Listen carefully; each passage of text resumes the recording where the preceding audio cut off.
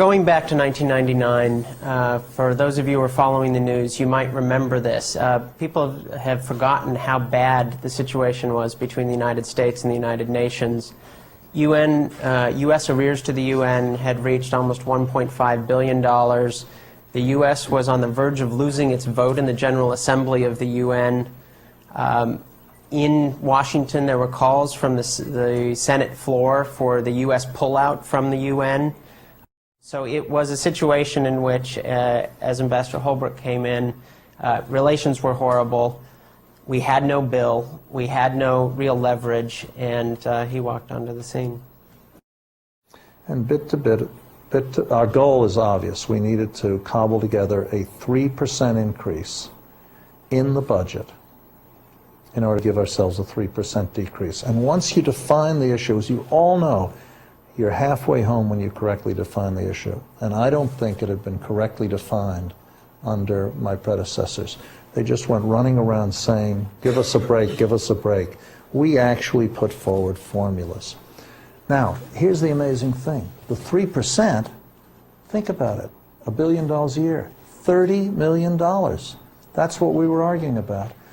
We were asking for a reduction of $30 million in our budget, in return for which we were going to give the UN over $1 billion, and the rest of the world would pick up $30 million.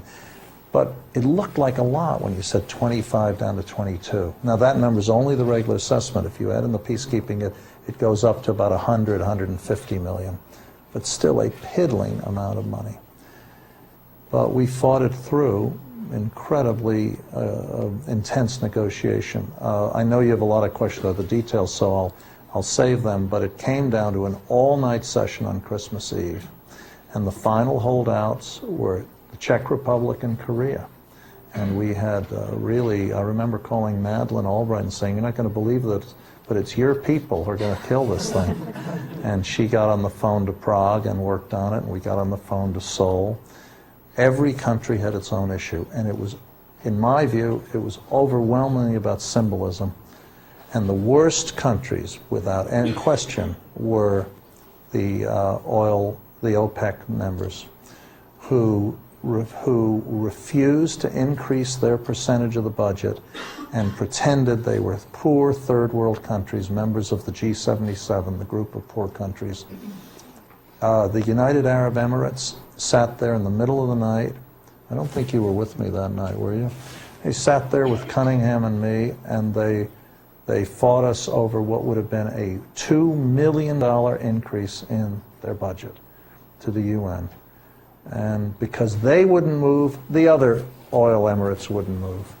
It was extraordinary. In the end, we got where we had to go, but it was tough the whole way. And it illustrates to me the extreme short-sightedness of people when they get into these struggles. But we got there.